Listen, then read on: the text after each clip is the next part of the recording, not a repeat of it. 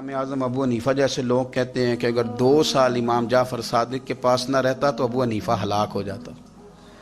इमाम जाफ़र सादिक तरबियत जब की तो किन की इमाम आज़म की, हज़रत दाऊद ताई की, जनाब सुफियान सौरी की। पर शाह फरीदुद्दीन अत्तार फरमाते हैं आखिरी उम्र में इमाम जाफ़र सादिक ना हुजरे में बंद हो गए थे, बाहर नहीं आते थे। बस असी किसी दे कुछ नहीं जलगदे ते ना कोई साडा दर्दी हुजरे में। एक दिन हज़रत सुफियान सौरी ने मिन्नत किया कि उनके बच्चों की, खुद्दाम की, हज़रत से कहो मैं पुराना नौकर हूँ, मुझे थोड़ी ज़ियारत का मौका मिल जाए, मेरी तो आंखें तरस गई, करम नवाजी हो जाए। तो हज़रत को जाके अर्ज़ की कि सुफियान सौरी मिन्नत कर रहे हैं, आपने इजाज़त दे दी। हज़रत सुफियान सौरी अंदर गए तो दर्द से कहा हुजूर आप तो 2 जुमले कहते थे तो दिल बदल जाते थे। कितने लोग मुंतज़िर हैं आपके कलिमाते तय्यबात के लिए, ज़ियारत मुक़द्दसा के लिए, और आप यूं गोशा नशीन हो गए। तो जिगर गोश है रसूल, नवास है रसूल, इमाम जाफ़र सादिक आंखों में आंसू आ गए। कहने लगे सुफियान तुम्हें क्या बताऊं, लोगों के लफ्जों में बड़ा प्यार है पर दिलों में वफा कोई नहीं। ओ बेकदरा कुछ कदर नहीं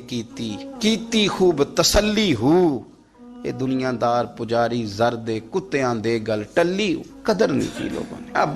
अब मैं अपना आखिरी वक्त अपने रब रसूल के साथ गुजारना चाहता हूँ। लोगों के लफ्जों में बड़ी वफा है पर दिलों में इनके वफा। इमाम जाफ़र सादिक जैसे लोग छुप गए। हम अपने रवैयों से अगर इन चीजों को निकालेंगे, दिलों को साफ करेंगे, तो बड़े बड़े कीमती वजूद हैं जिनसे हमारा रिश्ता कायम रहेगा। लेकिन अगर हसद की, अदावत की, बुग़्ज़ की ये भट्टियां जिस तरह तप रही हैं आज माशरे में, ये तपती रहीं तो बड़े बड़े लोग हैं जो मंजर से हट जाते हैं, मुकाबला नहीं कर पाते लोगों की अदावतों का। रब करीम का बंदा साफ दिल होता है, वो हसद बुग़्ज़ अदावत का मुकाबला नहीं करता, वो कोने में हो जाता। वो कहते मैं इस दौड़ वाला नहीं हूँ, इसलिए कि अल्लाह के बंदे तलवार के साथ, तो मैं बड़ी बात करने लगा हूँ अगर आपकी समझ में आ गई तो, रब के बंदे तलवार से तो लड़ाई कर लेते हैं पर मुनाफिक के निफाक के साथ मुकाबला कैसे करें? वो किस तरह अपने आप को मुनाफिक बनाएं?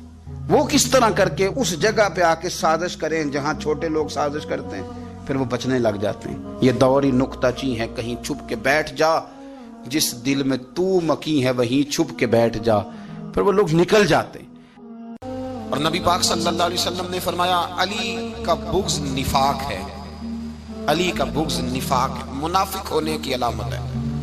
और फरमाया अली का प्यार ईमान है। अली का बुग़्ज़ कितनी बड़ी बात है, अली का बुग़्ज़ निफाक है और अली की मोहब्बत ईमान है।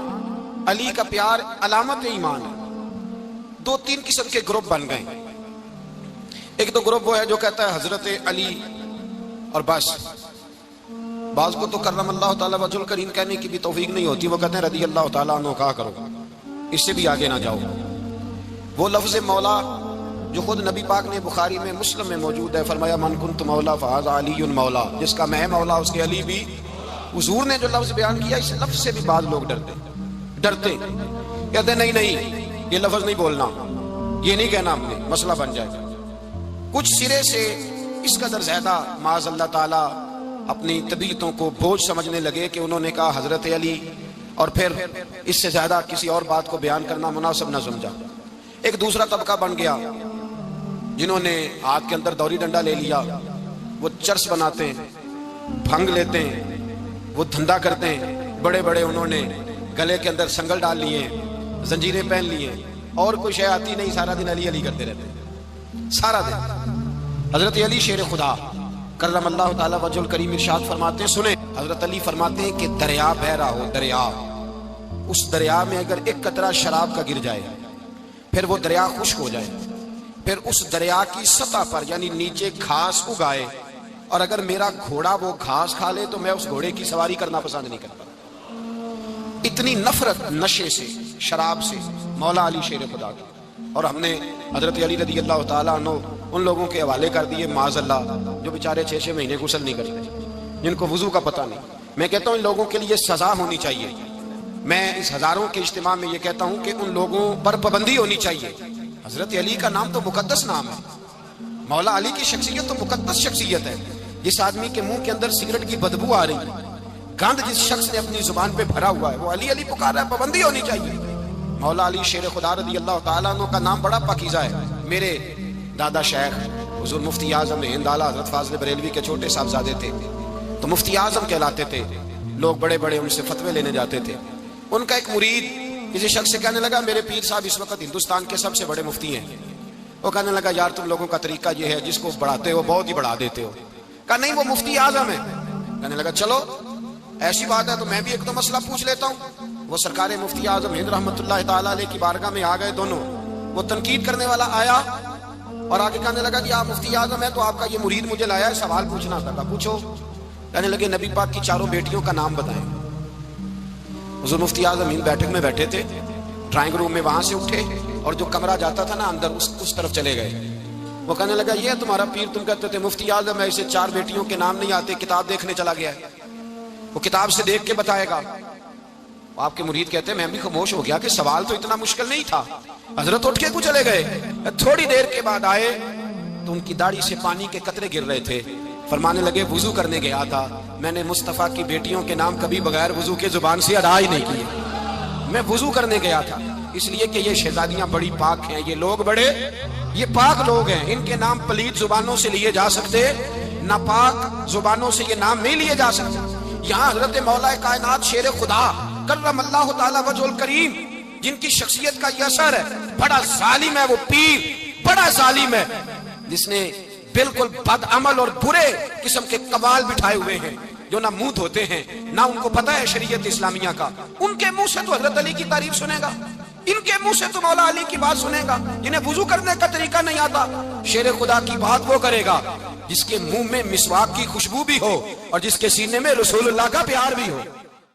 حضرت داؤد طائی اور امام جعفر صادق کے درمیان ایک دن بحث ہو گئی۔ امام جعفر صادق فرمانے لگے یہ محبت کا ان کا رشتہ تھا آپس میں۔ حضرت داؤد طائی صوفی تھے اور امام جعفر صادق تو حضور کے نواسے ہیں نا جی، اور بڑا عقیدت کا رشتہ تھا آپس میں۔ ایک دن امام جعفر صادق کہنے لگے داؤد طائی میرے لیے دعا کر، تو آپ رو پڑے، کہنے لگے حضور میں نواسہ رسول کے لیے دعا کروں؟ آپ تو حضور کے نواسے ہیں، میں آپ کے لیے دعا کروں؟ حضرت امام جعفر صادق کہنے لگے یہی تو دعا کرانی ہے، یہی تو میں نے کیا فرمایا، یہی تو دعا کرانی ہے کہ میرے لیے دعا کر، میں اپنے نبی کی بارگاہ میں شرمندہ نہ ہو جاؤں۔ حضور یہ نہ فرما دیں کہ میرا نواسا ہو کے تو کیا کرتا رہا، یہی تو دعا کرانی ہے۔ بڑا پیار تھا۔ ایک دن بحث ہو گئی، حج کر کے واپس آئے، عراق میں تشریف فرما تھے امام جعفر صادق، حج کر کے واپس آئے تو امام جعفر صادق کہنے لگے جو مکے سے ہو آتا ہے نا، اللہ پھر اس کو دوزخ میں نہیں ڈالے گا۔ خوش نہیں ہوئے آپ لوگ؟ اللہ آپ کو جزائے خیر عطا فرمائے۔ فرمایا جو کعبے کا دیدار کر لے ایک دفعہ زندگی میں اور ایمان کی حالت میں، اللہ پھر اسے دوزخ میں ایک دفعہ جو دیدار کر لے ایمان کی حالت میں، اللہ دوزخ میں یہ فرمانے لگے یہ میری بات ہے، تو تصدیق کر میری بات کی، کہہ میں نے ٹھیک کہا ہے۔ پیار تھا نا، تو کہنے لگے داؤد طائی تو کہہ میں نے ٹھیک کہا ہے۔ کہنے لگے جی آپ نے فتویٰ ہی پورا نہیں دیا تو میں کیسے تصدیق کر دوں؟ آپ نے پورا فتویٰ پوری بات کرے تو تصدیق کرا لیں۔ آپ پوری بات کیا ہے؟ فرمانے لگے جو خانہ کعبہ بیت اللہ کا دیدار کر لے اللہ دوزخ میں نہیں ڈالے گا، اور جو مدینے سے ہو آئے اللہ اسے جنت میں ضرور داخل فرمائے گا۔ صلی اللہ ہو۔ تو آپ فرمانے لگے داؤد طائی میں نے تو مسئلہ بیان کیا اس لیے کہ جس نے ایمان کی حالت سے کعبہ دیکھ لیا تو اس کا اللہ پہ ایمان پختہ ہے، اور من قال لا الہ الا اللہ داخل الجنہ، اور تو نے یہ جو کہا نا ضرور جنت میں داخل کرے گا مدینے دیکھنے والے کو، تو بھی دلیل پیش کر۔ مکہ کا ایمان کے ساتھ دیکھنے والا تو میں نے حدیث پیش کر دی، تو دلیل دے۔ حضرت داؤد طائی بولے بڑی خوبصورت بات، اور خوبصورت لوگ ہی خوبصورت باتیں کرتے ہیں، خوبصورت لوگ ہی جی، ورنہ تو اللہ خیر کرے خوبصورت بات نکلتی نہیں لوگوں کے منہ سے، حرم میں بیٹھ کے بھی نہیں نکلتی، تنی کیا صاحب سونگ جاتا ہے، کس قسم کی بولی بولنے لگتے۔ خوبصورت لوگ خوبصورت بات کرتے ہیں۔ حضرت داؤد طائی کہنے لگے میری دلیل یہ ہے کہ پورے مکے میں کہیں جنت تو نہیں نا، مکہ دیکھنے والے کو جنت ملتی ہے پر مکے میں جنت نہیں۔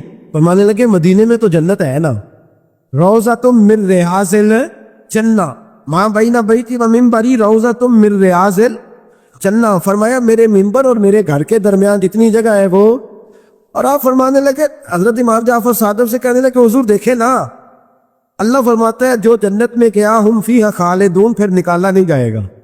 تو کہنے لگے میرا عقیدہ ہے جو 2 نفل بھی ریاض الجنت میں پال لے اللہ اسے ضرور جنت میں داخل فرمائے گا، اس لیے کہ جو گیا وہ دوبارہ واپس حضرت ادریس علیہ السلام کی دوستی ہو گئی رضوان سے۔ رضوان جنت کے فرشتے کا نام ہے جس کے پاس چابی ہے جنت کی، دروازے پہ بیٹھے ہوتے ہیں، رضوان اس فرشتے کا نام ہے۔ تو حضرت ادریس کا جرانہ تھا، وہ ملنے آتے تھے جناب ادریس علیہ السلام کو۔ تو ایک دن حضرت ادریس کہنے لگے تو خود تو یہاں کی سیر کر جاتا ہے، مجھے کبھی کرائی نہیں، آپ بھی کر لیں۔ تو فرشتہ آپ کو جنت دکھانے لے گیا، جنت میں جا کے تو کہنے لگا حضور چلے، فرمانے لگے کدھر؟ کہنے لگا واپس، فرمانے لگے میں نے جانا ہی نہیں۔ اس نے کہا کیوں؟ فرمانے لگے اللہ فرماتا ہے ہم فیہ خالدون، جو جنت میں آئے گا نکالا نہیں جائے گا، تو کیسے مجھے نکال سکتا ہے؟ کہنے لگے جناب آپ نے سیر کا کہا تھا، فرمایا سیر ہی ہے یہ، اس لیے کہ جنتی ساری عمر ہی سیر کریں گے، وہ سیر ہی کریں گے، سفر تو تھکا دیتا ہے بندے، یہ سیر ہی ہے۔ اب وہ فرشتے پریشان ہوئے تو رب کریم نے فرمایا وہ فرشتے تیرا اور اس کا جرانہ بھی میں نے لگوایا تھا، اور اس کو جنت کی سیر پر آنے کی خواہش بھی میں نے ہی پیدا کی تھی، اور تو کون ہوتا ہے میری بغیر اجازت دروازہ کھول سکے؟ بلوایا بھی میں نے ہی تھا، اور یہ جو میں نے کہا نا آٹھ جا، یہ توفیق بھی میری ہوئی ہے، میری طلب بھی تو تیرے کرم کا صدقہ ہے، یہ پاؤں اٹھتے نہیں بلکہ یہ اٹھائے جاتے ہیں۔ تو جب بلا لیا ہے جنت میں داخل کرا لیا ہے، اور جنت بھی وہ والی جس کو میرے رسول پاک کے قدموں نے جنت بنایا ہے، وہ جنت جس کو ریاض الجنہ کا لفظ دیا ہے، حضور نے جنت جس کو بنایا ہے وہاں تک پہنچ جائے۔ یہ ہے ارض جنت، یہ طیبہ کی زمین ہے ارض جنت، پر زمین کس کی ہے؟ کیسا عجیب معاملہ ہے، یہ ہے ارض جنت، یہ طیبہ کی زمین ہے، جنت بھی یہیں، کیونکہ مال کے جنت بھی یہیں ہے، جنت بھی یہیں، مال کے جنت بھی یہیں، جنت بھی یہیں تو مال کے جنت بھی۔ اور جتنا جنت کا اعلان میرے نبی نے فرمایا نا، سارا فرمایا ہی مدینے میں ہے، اور جنت بیچی ہے کئی دفعہ نبی پاک نے، کئی دفعہ فرمایا بیرے روما کما خرید کے دو، مجھ سے جنت لے لو۔ اگر عثمان نے کہا حضور میں خرید دیتا ہوں، کہا جنگ تبوک کے لیے سامان دو، مجھ سے جنت لے لو، حضور نے تو کئی دفعہ سیل لگائی ہے جنت۔ یہ ہے ارض جنت، یہ طیبہ کی زمین ہے، جنت بھی یہیں، مال کے جنت بھی یہیں ہے۔